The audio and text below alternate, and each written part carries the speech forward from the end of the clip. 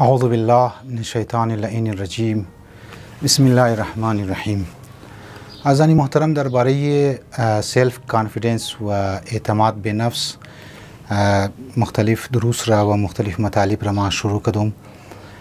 ای تقریبا شاید ششم نه بیس باشه درباره اعتماد به نفس. اعتماد به نفس برای جوانهای ازمو بسیار ضروری است که مطالبی که بیان منم باید دغور باید گوش کنی، نه فقط جوانها بلکه فرد سوسایتی ازمو، فرد قومی ازمو این مطالب را باید یادداشت کنه.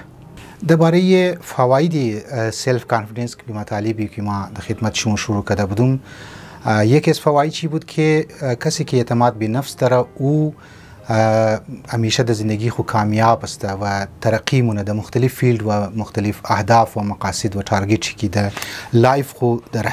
در مقابل چه اگر کسی که در احساس کمتری مبتلا هست یا خود باخته است، حتی نه فقط جوانها را بلکه قوم اگر خود باخته باشه و طرفی امزو صلاحیت های قومی حیث القوم توجه نده، بسیار مشکلات که است ایجاد مشنه. و تعجب کی بات یہ کہ استعمار وقتی توغمنی امروز در دنیا امروز یا قبل از امروز که صدها سال پیش استعمار توغکنی، برطانیه را توغکنی، انگلند توغکنی، یورپی ممالک توغکنی، سیکولر ممالک توغکنی، اینها کوشش یمی بوده که صلاحیت های یک قوم را جوانهایش مخصوصا اونایی که ابیلیتی داشتن، اونایی که نابغه بودن، اونایی که بسیار ذهین بودن، اونها را استثمار کردن.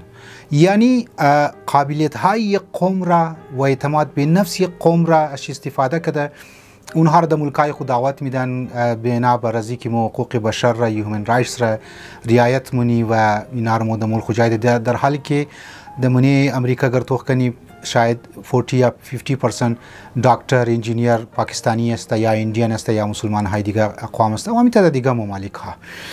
لذا اینا کوشش داره که امو صلاحیت های قوم را و امو ابیلیتی های قوم را خاصا جوان طبقه را اونها را اینا استثمار کنه و ثمره شیر در دست خو کسته بیره. برادران گرامی، قرآن هم درباره ازی که در تاریخ بلکه قبل از اسلام حکومت ها و گورنمنتس و غیره اینها امو ابیلیتی های مردم را، صلاحیت های مردم را استثمار میکردن و قبضه میکردن و استفاده میکردن. قرآن بسیار خوب بیان کرده که اینجا ما بریش میخوانیم ان فرعون علا فی الارض و جعل اهلها شیعا یستضعف طائفه منهم. و فرعون در زمین خو که است برتری خود ما برتر استم و اهلیان را به گروه های مختلف تقسیم کردن. امو اقوام خورا ریایای خورا مختلف گروه ها تقسیم کردن. گروه را ضعیف و گروه را که است ناتوان که است جور کرده که یک گروه را که است قابلیتش استفاده کرد و یک گروه را گفتن شما ضعیف استین. واقعا یعنی استثمار و استضعاف مصریان از جانب طاغوت زمان که است به انگیزه ازی که سرکوب کردن روحیه خودباوری افراد یا جامعه صورت گرفته است. یعنی معنی چی است که این وقتی که اقوام را قرآن مردم را مستضعف جور کرد و ضعیف جور کرد، معنی چی است که روحیه خودباوری را، روحیه اعتماد به نفس را او را از مردم گرفته گو اون هر غلام خو کسته جور کرد.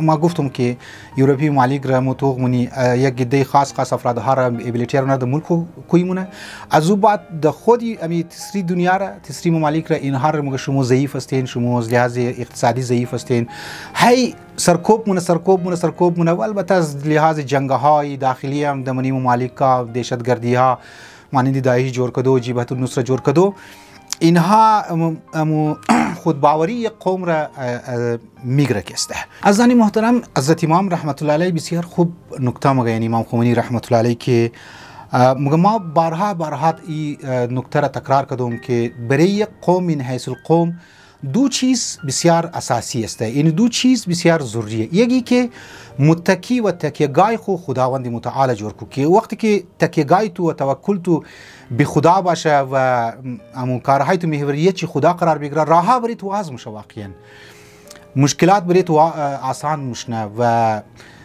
تو میتونی مقابله کنی مشکلات را از لحاظ سیاسی، از لحاظ اقتصادی، از لحاظ فرهنگی، از مختلف که در میدان ها خدا کشم کمک منه. لذا اول چیزی که ضروریه او برای اعتماد به پروردگار عالم است که در بحث فرق اعتماد به انسان که به نفس داشته باشه و توکل به خدا، و ما قبلی ویدیو بیان کردم. یک دویم چیزی که امام خمینی رحمت الله علیه میگه که به نفس از خود اعتماد کنین، به جوانهای خود مخصوصا اعتماد کنین، نو نسل خود باید اعتماد کنین. یعنی جوانهای خو که اونهایی که اعتماد به نفس نداره، برنامه ها پروگرام باید جور شونه که این جوانها اما اعتماد به نفس بحال شونه و از این استفاده کنین برای قوم خو، برای ملت خو، برای کامیابی خود در تمام فیلدها. به هر حال جوان سرمایه یک ملت است، سرمایه یک قوم است که مو میتونی در هر میدان از او استفاده کنی. باز عزیزان محترم، یک نکته که استاد شهید موتری درباره علامه اقبال رحمت الله علیه میگه بسیار جالب و واقعا فلسفه خودی علامه اقبال که بیان میگه. علامه اقبال بسیار زبردست نکته گفته و علامه اقبال معتقد بوده که شرق اسلامی، یعنی اسلامی ممالک ها، اما هویت حقیقی از خود خود، واقعی از خود خود که هویت اسلامی است او را میگه از دست داده. اما طب که یک فرد معمولا بعض اوقات دوچار تزلزل میشه، دوچار تذبذب میشه، دوچار شک و تردید میشه. امیتری قوم من حیث القوم یا اجتماع یا یک جامعه، یک سوسایتی هم دوچار تذبذب میشه، دوچار تردد میشه. و وقتی که قوم دوچار هویت خود از دست خود داده من حیث القوم، بس سقوط یعنی نابودی و بربادی دیگه نصیبی از او فرد یا از او قوم مشنه. لذا یک جای دیگه علامه اقبال را که شهید موتری بسیار خوب گپ شرکسته میزنه که بریز مو شما واقعا سبق آموز است. میگه که وقتی مو گفتارهای لاهوری را، یعنی علامه اقبال رحمت الله علیه که میخوانی، میگه که او موسولینی که گفته است که باید نقد مونه، یک شخصی بوده موسولینی در فارسی اینجی میگه، او درباره انسان گفته که باید آهن داشته باشد تا زمان را مشکلات را مقابله کنه، مصائب ها را که مقابله کنه. اگر میخوایی نان داشته باشی، روزگار داشته باشی، باید زور داشته باشی. علامه اقبال رحمت الله علیه میگه این حرف درست نیست. اگر میخوایی مگه نان داشته باشی، آهن باش. یک است مثل آهن، یک است آهن باش. یک است مثل کوه، یک است خود کوه باش. چقدر فرق است. علامه اقبال که شهید موتری نقل قول مونه میگه چقدر زبردست گپ زده برای یک قوم، برای یک جوانی عزیز. جوانای عزیز، ما شما دارم میگم اگر میخوایی واقعا در مشکلات ثابت قدم باشی، مشکلات را ختم کنی، نمیگه مانند ازی که علامه اقبال مانند کو باش، مثل کو باش، بلکه میگه که تو خودی کو باش، خودی آهن باش.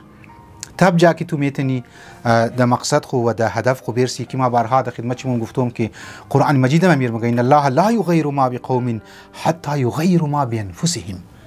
یعنی قرآن اینجا ما بانفسهم تاکید مونه که انسان ها و قوم ها به نفسی از خود متکی شده میتونه حالت خود تغییر بده، حالت خود چینج کنه.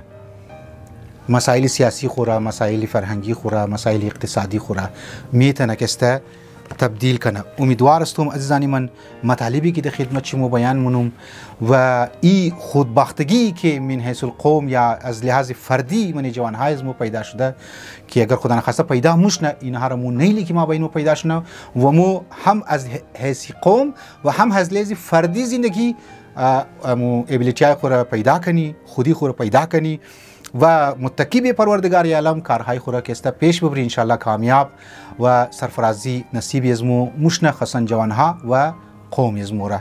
والسلام علیکم و رحمت الله و برکاته.